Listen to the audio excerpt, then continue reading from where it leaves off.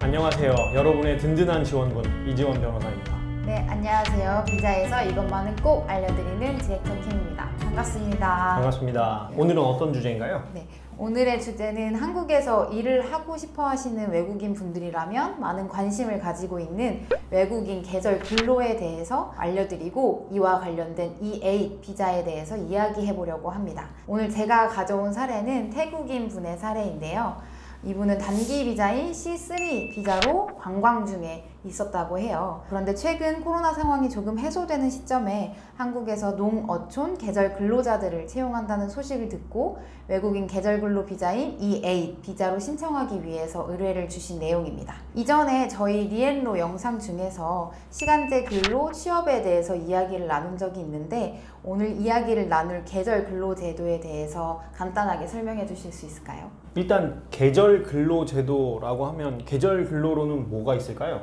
생각나시는 거 있으세요? 계절 근로라고 하면 저희가 가을에 농작물을 수확하는 굉장히 모범생 스타일이에요. 저는 에버랜드 아마존이 생각나요. 네. 머리부터 발끝까지 다. 저는 여기는 이 계절 근로 제도라고 하면 보통 이제 농번기나 수확기 이렇게 농촌의 일손이 많이 필요할 때 특별히 인력난 해소를 위해서 일부 이제 외국인 근로자들에게 단기 비자를 제공해줘서 합법적으로 체류할 수 있게 해주는 그런 제도를 말합니다. 당연히 이제 수확기와 관련된 거라서 예를 들면 어촌 같은 경우에도 뭐 한창 바쁠 때 어업기에도 이런 비자를 제도해서 외국인 근로자들을 채용하기도 하죠. 그러면 일손이 집중적으로 필요한 기간에 농업, 어업 분야에서 한시적으로 채용하는 제도인 것 같은데요.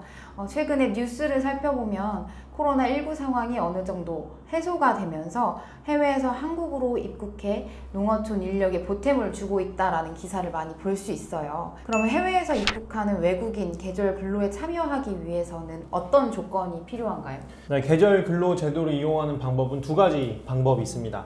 첫 번째는 한국 지자체가 외국의 지자체와 MOU를 체결을 해서 외국 지자체에서 직접 그런 지원자를 받아서 한국으로 보내주는 지자체들 간의 협약에 따른 이제 비자 발급 제도가 하나가 있고, 두 번째는 이제 한국에 있는 결혼 비자라고 저희가 부르죠. F6 비자를 가진 사람들이, 보통 이런 분들이 농촌 쪽에 거주하시는 경우가 좀 많아서 사실 이런 제도를 같이 도입을 했다는 게 일단 그 배경으로 볼 수 있는데, F6 비자를 가지고 계신 분들이 자신의 어떤 사촌 이내의 친족이나 가족들을 해외에서 초청하는 경우 이런 EA 비자를 발급해 주도록 하고 있습니다. 이렇게 두 가지 경우가 있습니다.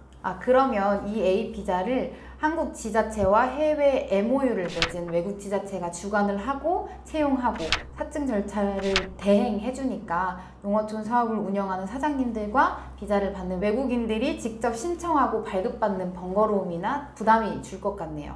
그럼 방금 말씀하신 것처럼 계절 근로 비자인 EA 비자는 국내에서 신청해서 발급받을 수 있는 경우는 없나요? 원칙적으로 딱 한 가지 경우가 있긴 합니다. 단기 취업 비자라고 저희가 부르죠. C4 비자를 가지고 있는 경우에만 사실 EA 비자로 변경해서 신청이 가능합니다. 원래 이제 단기 비자로 하면 3개월, 그러니까 90일 정도 단기 취업이 가능한데 이 제도를 조금 더 보완해서 그런 단기 근로자도 농어촌의 부족한 일손을 좀 돕거나 이런 계절 근로에 도움이 좀 됐으면 좋겠다라는 취지에서 EA 비자로 변경 신청이 가능하고, 이 경우에는 5개월까지 계절 근로가 가능합니다. 그럼 C4와 EA 비자가 아니어도 기존에 한국에 체류하고 있는 외국인 중에서 계절 근로에 참여할 수 있는 비자 계열이 있을까요? 네, 당연히 있습니다. 기본적으로 미성년자는 근로 활동을 할 수 없기 때문에 19세 이상이어야 되고 한국에 이제 합법적으로 체류하고 있다는 걸 전제한 다음에 그런 상태에 있다라고 하면 여러 가지가 있을 수 있어요. 가령 뭐 F1 비자, F3 비자가 가능하고 뭐 D2 비자, D4 비자, 유학 비자나 이런 거 관련해서도, 아니면 구직 비자 이런 것들과 관련해서도 신청이 가능하고, 그 외에도 H2, D1, D10 이런 특정 비자들에 한해서 체류 자격 외 허가를 받아서 이런 계절 근로 활동이 가능합니다. 이제 이런 비자들 외에도 사실 체류 자격 외 허가라는 부분을 제가 말씀을 드렸는데, 체류 자격 외 허가라는 말 뜻이 어떤 비자에 있는 취업 제한 요건을 예외적으로 허가를 해줘서 체류 자격이 없지만 체류 자격 외에 허가를 해준다라는 차원에서 허가를 별도로 해주는 제도를 뜻합니다. 이거는 취업이 제한이 되는 비자를 가지고 있어도 출입국관리소에서 인정해서 허가를 해주면 근로활동을 할 수 있게 되는 거죠. 그래서 가끔은 G1 비자에 이런 체류 자격 외 허가를 내주기도 합니다. 가령 우리가 이전 영상에서도 한번 소개했었던 미등록 외국인 자녀들 같은 경우에도 미성년자인 시기에 예외적으로 임시 비자를 발급받을 수 있게 최근에 그런 정책을 시행하고 있는데, 이 경우에도 그 가족을 부양하는 부모님이 예를 들면 그 미성년 자녀를 양육해야 된다, 이 경우에는 G1 비자든 아니면 불법 체류의 상황이든 어쨌든 예외적으로 비자 발급해주고 체류 자격 외 허가를 줘서 좀 경제활동을 하게 해서 미성년자 자녀를 부양할 수 있도록 해준 그런 예도 있지요.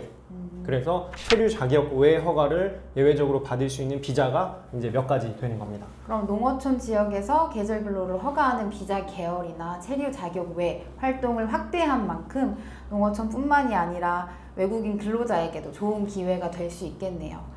특히나 여기에서 D2 유학비자나 D4 어학연수 비자는 계절 근로를 참여하기 위해서는 시간제 취업만 가능하기 때문에 방학기간이나 주말 동안에만 참여할 수 있다라고 해요. 그리고 또 한 가지 여기에서 주의해야 할 점은 계절 근로가 가능한 비자 계열의 수가 많지만 계절 근로를 신청하고 체류 자격 외 활동 허가를 신청하기만 한다고 해서 가능한 것이 아니라고 합니다. 고용주의 경우에는 국가에서 허용되는 농업 분야인지 또 얼마나 근로자를 고용할 수 있는지 잘 살펴보고 신청 및 허가의 절차를 통해서 신고가 되어 있어야 된다고 해요. 또 계절 근로를 원하는 외국인의 경우에도 근로계약을 체결하고 활동 신청을 한다고만 해서 되는 게 아니라 허가를 꼭 받은 후에만 가능하다는 점을 유의해야겠습니다. 그리고 계절 근로 제도의 장점이 또 몇 가지 있어서 그거를 좀 소개를 해드려야 될 것 같은데, 가령 이후에 이제 합법 체류를 하는 중에 계절 근로 활동을 하고 이후에 E7 비자, 특정 활동 비자나 아니면 그 저희 D10 비자, 그러니까 중간에 유학 생활을 마치고 구직 활동을 할 때 받는 비자 같은 경우에도 이런 계절 근로 제도에 참여한 전력이 있으면 계절 근로에 참여한 시간만큼의 뭐 가점 부과 또는 뭐 그런 추천서 발급도 가능한 장점이 있어서 추후 다른 비자를 받을 때도 매우 유용하니까 이 점도 알아두시면 좋을 것 같습니다. 그럼 오늘의 의뢰인의 이야기로 돌아가 보면 이분은 외국인 계절 근로 비자를 신청하고 근로제도에 참여할 수 있는지가 핵심인데, 오늘의 의뢰인이 C3 비자인 관광 비자로 입국을 했고, C3 비자는 관광을 하거나 시장조사와 같이 비영리 목적으로 입국을 해서 단기로 체류했다가 출국하는 것으로 발급받은 비자인데, 이걸 보면 제한이 많아 보이는데 변호사님 어떤가요? 기본적으로 관광 비자인 C3 비자로 들어온 이상 그걸 다른 비자로 바꾸는 건 원칙적으로 불가능합니다.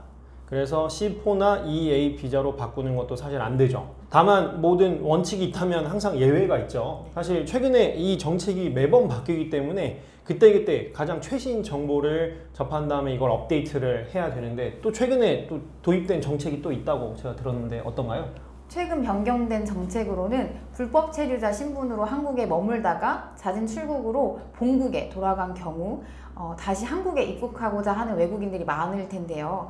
그런 경우에는 C3 비자로 발급을 받아서 한국에 재입국하게 되면 그런 외국인들에게는 예외적으로 계절 근로에 참여할 수 있게 해준다고 합니다. 그런데 실제로 많은 의뢰인 분들이 발급받기가 쉬운 관광 비자로 한국에 입국을 하고 비자 변경 문의를 많이 해오시는데, 한국에 입국했다가 다른 비자로 변경하려고 시도하다가 실패를 하게 되면 불법 체류자 신분이 될 수 있는 걸 방지하기 위해서 발급을 제한하고 있다는 점을 참고하셔야 되겠습니다. 오늘은 근로비자 중에서 체류 허용 기간이 가장 짧은 근로비자인 EA 비자에 대해서 알아봤습니다. 체류 기간이 5개월로 짧긴 하지만 대한민국에서 근로비자가 아닌 비자 계열로 체류하고 계신 외국인 분들에게도 근로의 폭을 제공해주면서 생계 유지에 도움이 되는 제도인 것 같아요. 그런데 단기 근로비자여도 신청해야 하는 절차나 서류가 꽤 복잡하고 근로시간이나 활동사항에 있어서도 농업, 업, 건설업 등 분야별로 허가되는 내용이나 제한사항들이 다양합니다. 그런 만큼 저희 리앤로 비자센터로 문의하셔서 진행하시면 좋을 것 같습니다. 오늘 소개한 EA 비자뿐만이 아니라 비자에 대한 문의사항이나 비자 대행에 도움이 필요하신 분들은 저희 리앤로 비자센터로 연락주시면 좋겠습니다. 지금까지 비자 신청에서 이것만은 꼭 알려드리는 디렉터 킴, 여러분의 든든한 지원군 이지원 변호사였습니다. 감사합니다.